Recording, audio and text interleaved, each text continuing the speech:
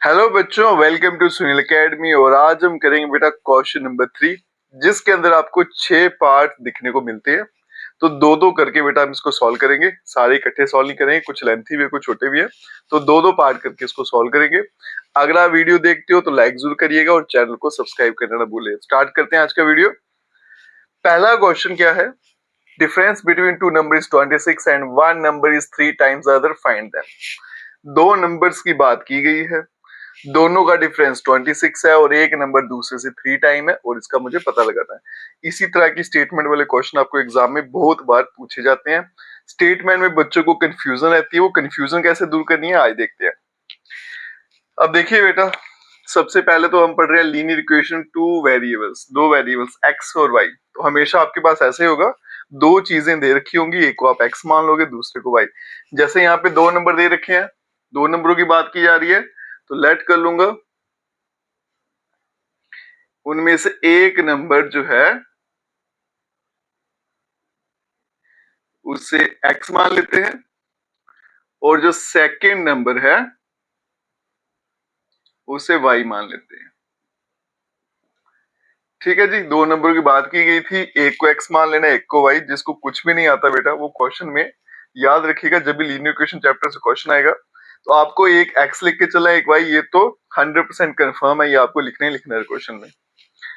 उसके बाद में डिफरेंस, दोनों के बीच में डिफरेंस कितना है? 26 का। तो डिफरेंस का मतलब क्या होता है बेटा? माइनस। तो इसका मतलब अगर मैं इन दोनों को माइनस कर दूं, अकॉर्डिंग टू क्वेश्चन, अगर दोनों को माइनस कर दें तो आंसर आएगा 26। इक्वेशन नंबर 1 बिल्कुल आसान है बेटा, कुछ मुश्किल नहीं है, बस वर्ड्स पे जानेंगे। डिफरेंस मतलब माइनस और कितना है? 26, मतलब दोनों को माइनस कर देंगे, आंसर आएगा 26। फिर क्या बोला जाता है? One number is 3 times other, उनमें से एक नंबर जो है वो दूसरे से 3 टाइम्स है। अब देखिए बेटा, 3 टाइम का मतलब क्या होता है? 3 से मल्टीप्लाई करना। 4 टाइम्स मतलब 4 से मल्टीप्लाई करना। टाइम्स का मतलब ही क्या होता है? मल्टीप्लाई कर देना। मतलब एक नंबर जो है, मान लो जो एक्स है वो 3 टाइम है दूसरे के, मतलब दूसरे को अगर 3 से मल्टीप्लाई कर दो तो एक्स बन जाएगा। इसको उठा के यहां लाऊंगा तो बनेगा x minus 3y equals to 0। बन गई इक्वेशन नंबर 2। वन इक्वेशन भी आ गई बेटा, 2 भी आ गई। अब मैं इसको सॉल्व करूंगा सब्स्टिट्यूशन मेथड से। उसके लिए यहाँ तो फर्स्ट इक्वेशन सिलेक्ट करनी है, सेकंड तो मैं फर्स्ट ही सिलेक्ट कर लेता हूँ, y को वहां भेज देता हूँ, तो x का आंसर साफ दिख रहा है बेटा 26 प्लस y, जो बन जाती है मेरी इक्वेशन नंबर 3। अब क्या करना है? इस 3 की वैल्यू मुझे पुट करनी है। किसमें करनी है बेटा? फर्स्ट से निकाला आंसर तो सेकंड में पुट करेंगे। अब ये x के वैल्यू उठा के यहां लिख देनी है। तो पहले मुझे x दिखा, इसके बदले में 26 प्लस वाई माइनस 3y और यहाँ पे 0। ये आ गया बेटा 26, इनको माइनस करूंगा तो माइनस 2y इक्वल्स टू 0। इसी को उठा के इधर भेज देता हूं तो बनेगा 26 इक्वल्स टू 2y। 2 और 26 कैंसिल हो जाएंगे तो y इक्वल्स टू 13। जैसे ही मेरे पास y का आंसर आया तो मेरा नेक्स्ट स्टेप क्या होता है बेटा? अब तो आपको याद हो गया, सीधा इक्वेशन नंबर 3 पे आ जाना। यहाँ पे x इक्वल्स टू y की वैल्यू 13 डाल दूंगा तो बनेगा 26 प्लस 13, तो x का आंसर आ जाएगा 39। x बन गया 39, y बन गया मेरा 13। तो इसका मतलब जो दो नंबरों की बात की जा रही थी, पहला नंबर मैंने x रखा था, माना था, तो उसका आंसर आया कितना बेटा? 39। दूसरा नंबर जिसको y माना था उसका आंसर क्या आ गया? 13। और यही इस क्वेश्चन का आंसर है। अगर तो बेटा वर्ड्स की अंडरस्टैंडिंग है आपको तो आप आराम से इनको सॉल्व कर सकते हो। नेक्स्ट क्वेश्चन पे चलते हैं। ये क्वेश्चन इंपॉर्टेंट भी है। Larger of to supplementary angles exceeds the smaller 18 degree, find them. Statement पढ़ोगे तो समझ नहीं आती, सिर के ऊपर से निकल जाएगी। लेकिन अगर बेटा शब्दों को थोड़ा ध्यान से समझो तो ये दो एंगलों की बात कर रहा, दोनों आपस में क्या है? Supplementary angle. सप्लीमेंट्री एंगल्स क्या होते हैं? जिस एंगल का सम कितना आएगा? 180। मतलब दोनों को अगर ऐड कर दो तो आंसर क्या आएगा? 180। यही आपकी पहली कंडीशन है। तो चलिए बच्चों, मान लेते हैं let larger angle equals to x. दो एंगल है, एक बड़ा एक छोटा है, तो बड़े को x मान लेते हैं, छोटे को y। और जो स्मॉलर एंगल है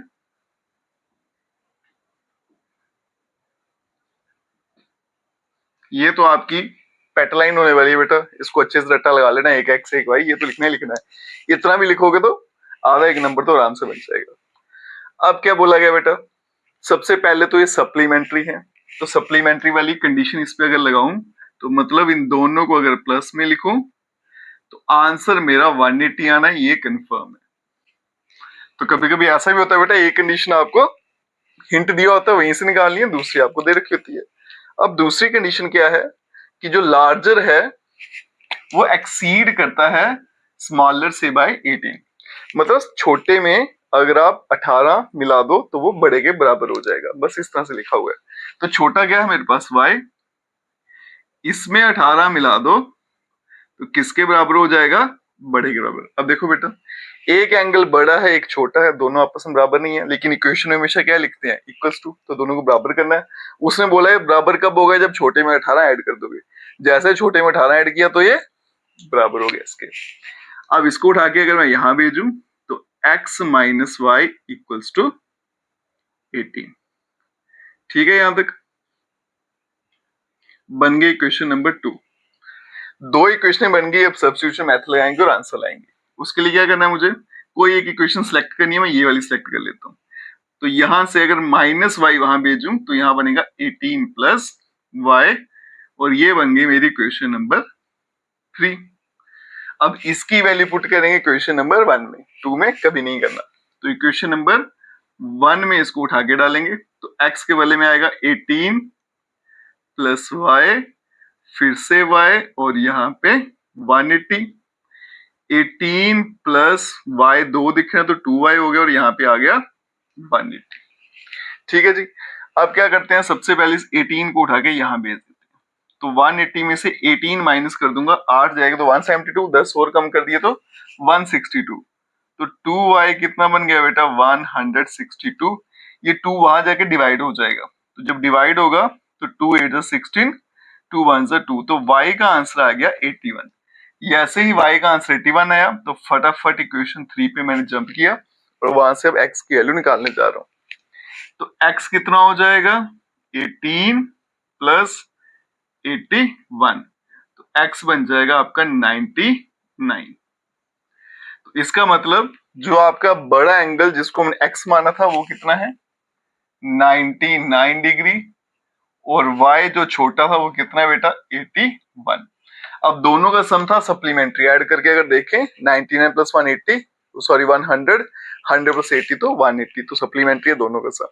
तो इस तरह से बेटा आपको वर्ड प्रॉब्लम को सॉल्व करना आना चाहिए, वर्ड्स की मीनिंग अच्छे से आपको याद होनी चाहिए और इक्वेशन बनाना आना चाहिए। अगर ये चीजें आप अच्छे से कर लेते हो तो आप इन क्वेश्चन में कभी भी नहीं फंसने वाले।